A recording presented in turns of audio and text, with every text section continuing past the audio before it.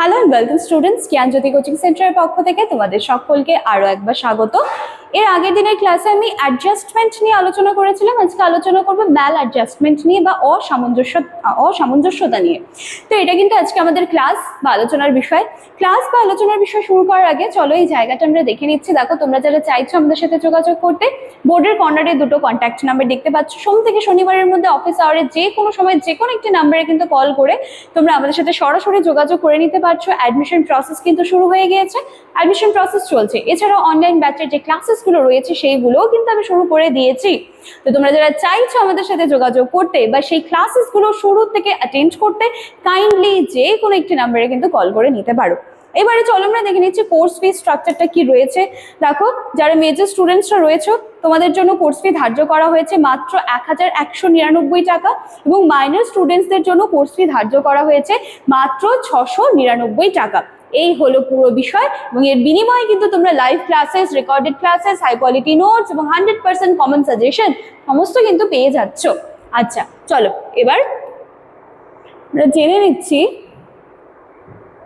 what is maladjustment। দেখো,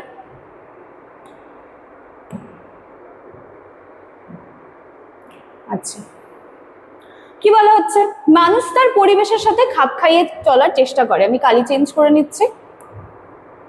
দেখো, এত এত জটিলতায় যাওয়ার পূর্বে আমরা এটুকু জেনেছি অ্যাডজাস্টমেন্ট কি। যখন মানুষ তার পারিপার্শ্বিক পরিস্থিতি, তার পরিবেশ সমস্ত কিছুর সাথে সুন্দরভাবে ব্যালেন্স করে থাকতে পারে, তখন কিন্তু আমরা তাকে বলি যে he or she is a well adjusted person. তাই তো, মানে সে খুব সুন্দর করে অ্যাডজাস্ট করতে পারছে, তাল মিলিয়ে চলতে পারছে। কিন্তু যখন মানুষ এই জায়গাগুলো পারছে না, সে ব্যালেন্সটা বজায় রাখতে পারছে না, তখনই কিন্তু এই যে অসামঞ্জস্যতা বা ম্যাল অ্যাডজাস্টমেন্ট ঘটে।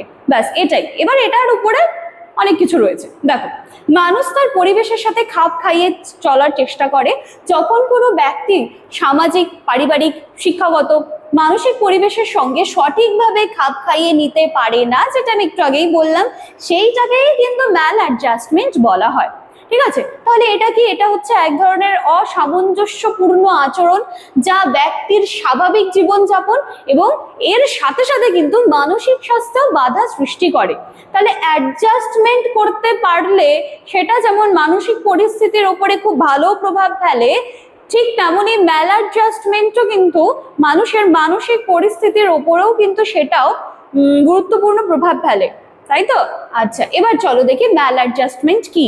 ম্যাল অ্যাডজাস্টমেন্ট বলতে এমন একটা অবস্থাকে বোঝায় যেখানে একজন ব্যক্তি নিজের প্রয়োজন, আবেগ, পরিবেশের চাহিদার মধ্যে কিন্তু ব্যালেন্স করতে পারছে না। জায়গাগুলো দেখো, একজন ব্যক্তি তার নিজের কি কি নিড রয়েছে, তার ইমোশনস গুলো কি কি রয়েছে, সেইটার সাথে পরিবেশের আবার নিড যেগুলো রয়েছে সেটা কিন্তু সে ঠিক খাপ খাওয়াতে পারছে না।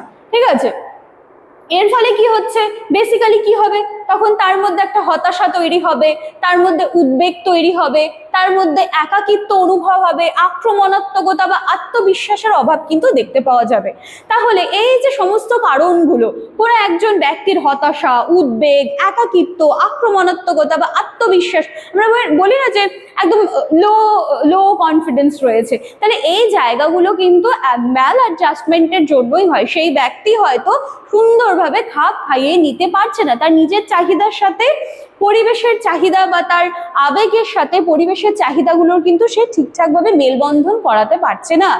আচ্ছা চলো এরপরে দেখো ম্যাল অ্যাডজাস্টমেন্টের বৈশিষ্ট্য সমূহ।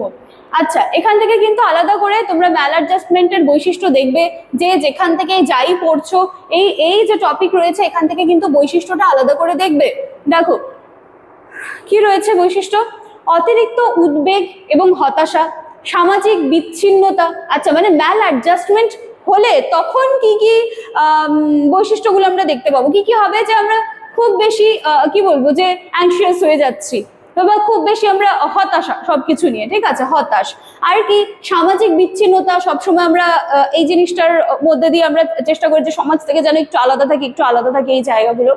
আর কি, আত্মবিশ্বাসের অভাব দেখতে পাওয়া যায়, বিহেভিয়ারে চেঞ্জেস চলে আসে, আবেগ নিয়ন্ত্রণে কিন্তু অক্ষমতা, দেখা যাচ্ছে যে নিজের ইমোশনস গুলোকে মানুষ কন্ট্রোল করতে পারছে না। আর কি, সবসময় যে রিয়ালিটি, তোমার চারপাশে কি চলছে, তোমার অ্যাট প্রেজেন্ট তোমার সিচুয়েশন কি, সেইটা দেখা যায় যে মানুষ মেনে নিতে পারে না, ঠিক আছে, সেখান থেকে বারবার পালিয়ে আসছে। তো এই সমস্ত কিছু কিন্তু ম্যাল অ্যাডজাস্টমেন্টের জন্যই ঘটে থাকে। আচ্ছা, কারণ কি, ম্যাল অ্যাডজাস্টমেন্টের কারণ কি, এটা তো মোস্ট ইম্পর্টেন্ট। তুমি কারণ যে তুমি জেনে নিচ্ছ বৈশিষ্ট্য কি, তুমি জেনে নিচ্ছ ম্যাল অ্যাডজাস্টমেন্ট কাকে বলে, কিন্তু তুমি এটাই জানলে না যে ম্যাল অ্যাডজাস্টমেন্টটা কেন ঘটছে, ঠিক আছে, তার সোর্স কি। দেখো, পারিবারিক কারণ, এখান থেকে অবহেলা, কলহ, অতিরিক্ত শাসন, অবশ্যই ম্যাল অ্যাডজাস্টমেন্টের কারণ।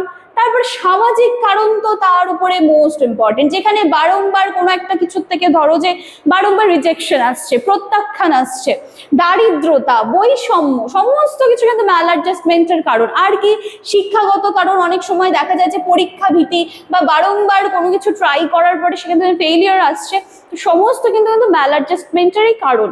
আর কি, ব্যক্তিগত কারণও রয়েছে, যেখানে আমরা দেখেছি আমাদের কম আত্মসম্মান রয়েছে, সব সময় একটা মানসিক দ্বন্দ্বের মধ্যে দিয়ে মানুষ যাচ্ছে, তখনও কিন্তু ম্যাল অ্যাডজাস্টমেন্ট কিন্তু ঘটে থাকে। ক্লিয়ার? আচ্ছা, এবার দেখো শিক্ষাক্ষেত্রে ম্যাল অ্যাডজাস্টমেন্ট, শিক্ষাক্ষেত্রে এই যে অসামঞ্জস্যতা, এটা দেখা দিলে কি হবে, যে তারা তখন ডিস্ট্র্যাক্ট হয়ে যাবে, পড়াশোনার থেকে তারা অমনোযোগী হয়ে যাচ্ছে, তাই তো, তাদের বিহেভিয়ারাল প্রবলেমস গুলো দেখতে পাওয়া যাবে, আচরণে অনেক কিছু চেঞ্জেস আসবে, দেখা যাবে যে সে তার যে বন্ধু বান্ধবী রয়েছে বা তার সহপাঠী যারা রয়েছে তাদের সাথে মেলামেশা বন্ধ করে দিচ্ছে, একা একা থাকতে পছন্দ করছে। তো শিক্ষাক্ষেত্রে কিন্তু এই প্রভাবগুলো পড়ে, এবং এখান থেকে আমি খুব শর্টে জাস্ট 1-2 লাইনে রেখেছি, তোমরা কিন্তু শিক্ষাক্ষেত্রে ম্যাল অ্যাডজাস্টমেন্ট, যে যেখান থেকে যেটাই পড়ছো না কেন, শিক্ষাক্ষেত্রে ম্যাল অ্যাডজাস্টমেন্ট কিন্তু ভেরি ভেরি ইম্পর্টেন্ট, এই জায়গাটা কিন্তু তোমরা খুব ভালো করে দেখবে, ঠিক আছে। তো এই ছিল আজকের কিন্তু ম্যাল অ্যাডজাস্টমেন্ট নিয়ে ক্লাস, এটা মোটেই জটিল কিছু ছিল না, অ্যাডজাস্টমেন্ট দেখলে ম্যাল অ্যাডজাস্টমেন্ট অটোমেটিক্যালি বুঝে যাবে। তো চলো, এই ছিল আজকের ক্লাস বা আলোচনার বিষয়। তোমরা যারা চাইছো আমাদের সাথে যোগাযোগ করতে, 2টি নাম্বারের মধ্যে যে কোনো একটি নাম্বারে কল করে যোগাযোগ করে নিতে পারো। দেখা হচ্ছে আবার নেক্সট দিনের ক্লাসে। Thank you.